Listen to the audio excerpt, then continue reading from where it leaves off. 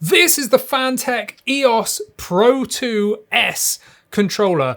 Now this is absolutely feature packed and it comes in at around £30 or around $40, but that is on sale. It's meant to be £38, so that's probably about $50. But how long's that sale on for? I don't know. Is it indefinitely? Sometimes these sites just always have it on sale, but you can save an extra 10% off using our discount code down in the link in the description. So yeah, this is a relatively, what I would call a budget controller, coming in at £30, $40 with the specs that this has.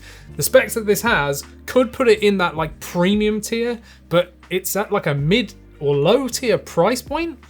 Come on, Darth Sidious.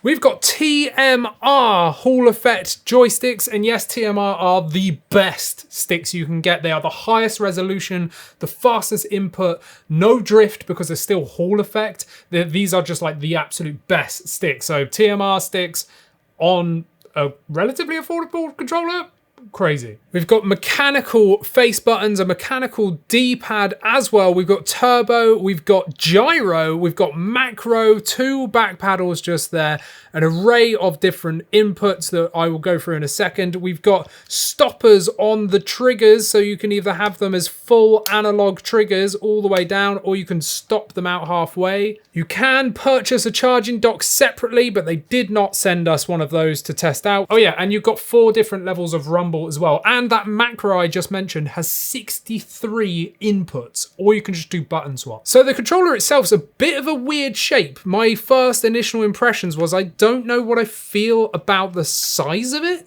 It's incredibly wide, like really, really wide, and it feels wide in your hands. That's not necessarily a bad thing. I would say if you've got really large hands, this is going to be excellent for you. I've got sort of medium-sized hands, and I find it absolutely fine, and I would even dare say small hands would probably be fine too. I don't struggle reaching anything. Obviously, the main thing is the ergonomics for the joysticks just here with the asymmetrical layout, and it's perfect. Those extra wide horns with really good ergonomics just here fits into your hands absolutely lovely. Oh, you do have RGB as well, and we can adjust that. What I didn't mention is we've got USB-C charging on the top, and yes, there is a 3.5mm combo audio jack just there on the bottom as well. So yeah, it comes in different colorways, but whatever color this is called is what they sent us, and I quite like it. It's like a matte finish. It's like a soft touch plastic. It's not rubber, but it's actually really premium feeling. The thing doesn't rattle either in your hands, so you can shake it around, it doesn't rattle. But yeah, I kind of dig this color,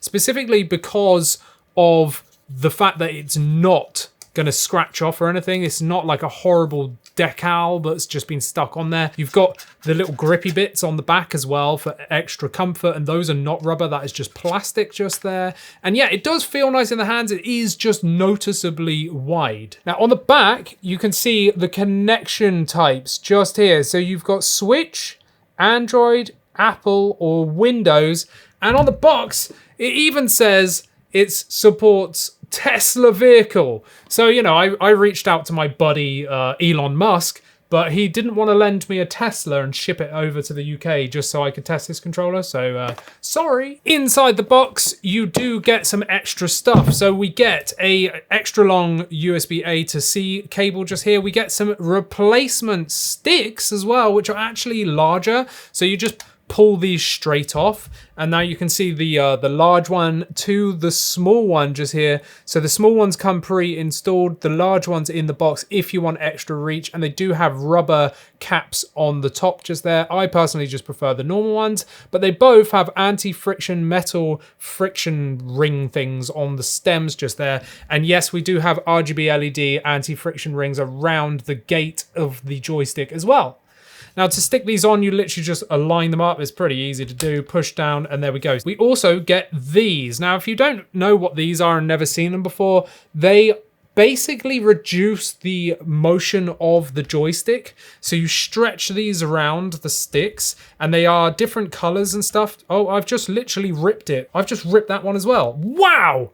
So I would probably hazard a guess there and say, take the stick off first, and then put that over it, and then push that down onto there. Because otherwise you're going to rip them like I just did. Severely limits your sort of movement on here. So some people like these on FPS games if they just want a bit of extra control. This one, which is the like super thick one, is really, really limiting. Now, I personally don't care for these. I never ever use them. D-pad, then you get different D-pads as well. You get the circular one just here, which does just pull off. Then you get this one, which is more like like an octagon or something like that, like with like edges. It's pretty similar, but it's got more of a D-pad feel on it just there. And if I take this off, then I can put on this one, which is just the standard one and is my preference personally. And then finally in the box, you also get the USB-A dongle. So now let's just do some testing of the controller. Let's test these TMR sticks. So I'm in Gamepad Tester just here, and you can see that they are all set to 0.02. So there is a minor dead zone on here. I haven't figured out whether or not there's a raw mode for these sticks. In the manual, it does not say as such, and I've tried different combinations, but I couldn't get it to go into a raw mode. But anyway, let's test circularity just here. And it's 0.1% error. So there is an outer dead zone applied to create a perfect circle just there. But I would say the dead zone is probably around 5%. Hazarding a guess, right? Because I've tested so many controllers, I would say it's around 5%, which means it's super low. TMR sticks obviously can have a much lower dead zone as well as being crazy accurate.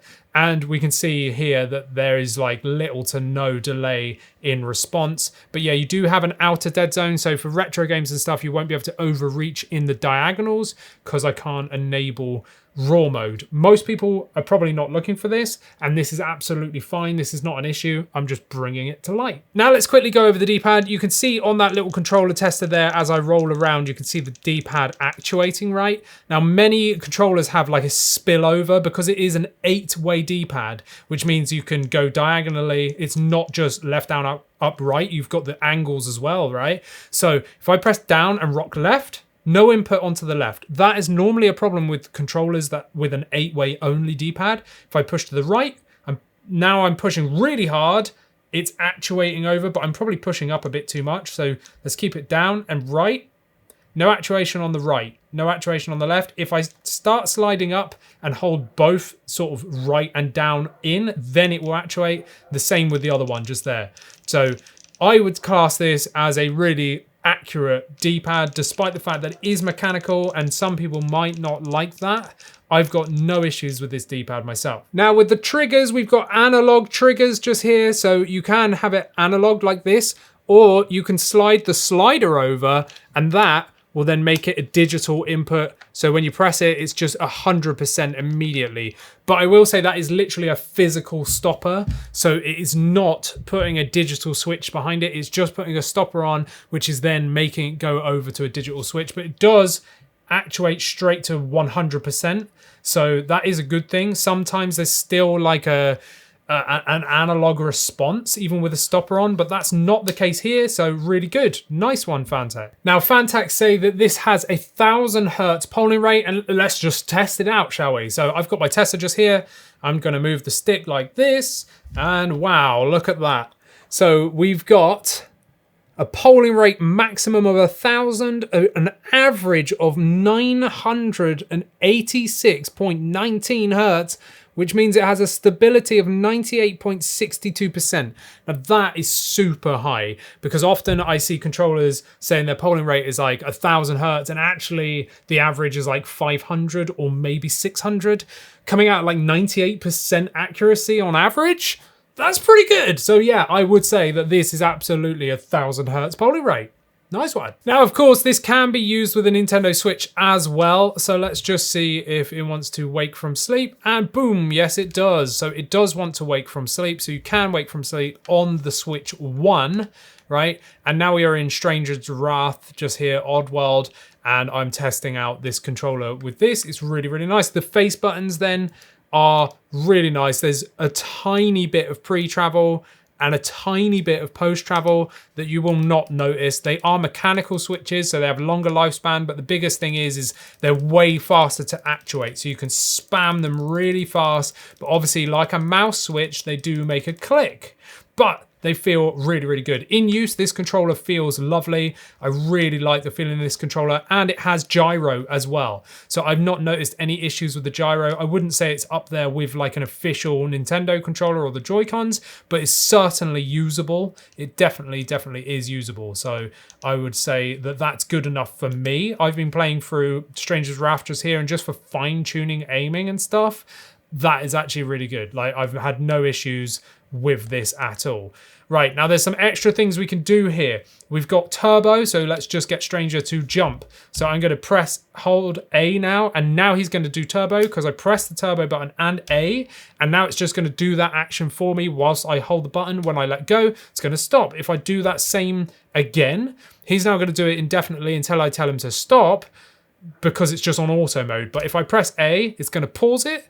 Press A again, it's going to start it again. If I do turbo and A again, now it's going to cancel itself out. Changing the RGB is start and left on the D-pad, and you can cycle through various modes, but I'll just leave it on this one. You can figure that out yourself. But you can change the brightness as well by, it's D-pad. Select, and then D-pad up and down changes the brightness, so you can absolutely turn the RGB off for extra battery life. Now for the back paddles, I've already assigned this one to jump, but the other one I've got nothing on. So I'm going to press turbo, hold it down whilst holding the back paddle for a few seconds. That's going to flash. I'm going to just do left trigger and then press the back paddle again. And now that is just there for me, which is cool. So I've assigned one button input here. However, you can do 62 inputs, or is it 63? Something like that. So I'm going to hold turbo and that back paddle down again, wait for it to flash. I'm going to run around. I'm going to go first person mode. I'm going to jump a bunch of times. I'm going to shoot some stuff. I'm going to come out of first person mode and then press that back paddle again. And now I can press that back paddle and watch it as it plays the game for me, essentially. So all those inputs up to 62 or 63, one or the other, I can't remember, you can assign to that back paddle, but you can't assign turbo then to that to just keep it going indefinitely. It will just play it through once, and then that's it. If you want to cancel it out, press and hold turbo down and that back paddle for like a few seconds or whatever. I think it's 5 seconds. It will vibrate, and then now that's cancelled it out. But the other side has still remembered, the button that I've assigned just there. Now, supposedly you can swap the D-pad and the joystick orientation so that the joystick becomes the D-pad and the D-pad becomes the joystick by double pressing this button, but I just can't get it to work. I've tried this on multiple devices and stuff. It just doesn't seem to work for me. I don't know if that's just because I've got a pre-release testing model just here, or if I'm doing something wrong. I don't know. I've followed the manual and it doesn't seem to work for me. So your mileage may vary. Maybe they've updated this for the retail launch. Maybe there'll be a firmware update or something. I don't know. But overall, do I recommend the Fantech EOS Pro 2S? Absolutely. £30, $40 plus 10% off with our discount code down in the link in the description.